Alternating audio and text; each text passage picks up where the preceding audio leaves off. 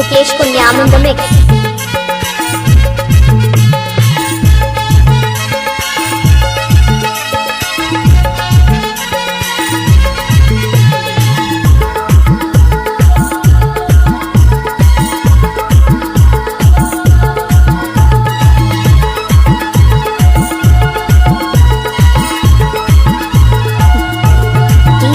मुकेश कुन्याम खवाले मूला कसम ते खवाले वो अपन बनाए बिना दिल नहीं तुमाने वो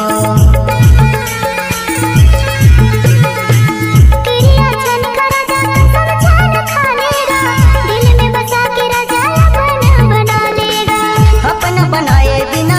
दिल नहीं तुमाने मोरे अपन बनाए बिना दिल नहीं तुमाने मोरे रानी मैं सजनी मैं हर जान दे दूँ मिट जाऊं मैं कसम से राजा तेरे प्यार में मर जाऊं मिट जाऊं मैं कसम से।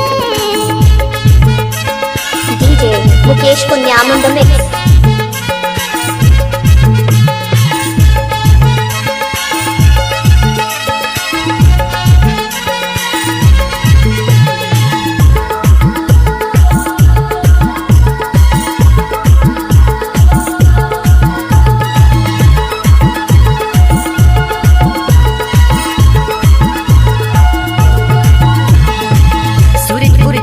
हवे उमरिया मुर्गाओ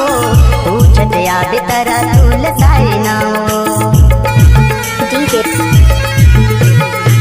सूरजपुर जिला हवे उमरिया मुर्गाओ पूछत या हो राजा मैं तोरे नाऊंगा अपन बनाए बिना दिल नहीं तुमाने मोरे अपन बनाए बिना दिल नहीं तुमाने मोरे रानी मैं सजनी मैं हर जान दे दूँ जाऊं मिट जाऊं मैं कसम से राजा तेरे प्यार में मर जाऊं मिट जाऊं मैं कसम से।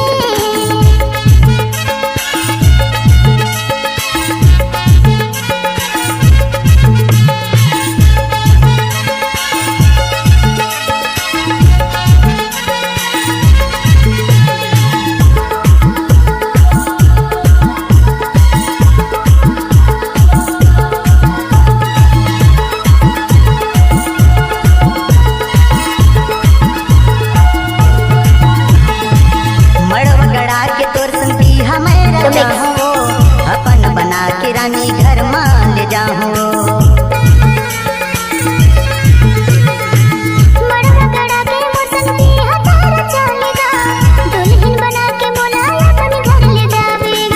अपन बनाए बिना दिल नहीं तुमाने मोरे अपन बनाए बिना दिल नहीं तुमाने मोरे रानी मैं हर सजनी मैं हर जान दे दूँ तारा तोरे प्यार में मर जाऊं मिट जाऊं मैं कसम से राजा तेरे प्यार में मर जाऊं मिट जाऊं मैं कसम से। अपन बनाए बिना दिल नहीं तुमाने मोरे अपन बनाए बिना दिल नहीं तुमाने मोरे रानी मैं हर सजनी मैं हर जान दे दूँ तारा तोरे प्यार में मर जाऊं मिट जाऊं मैं कसम से।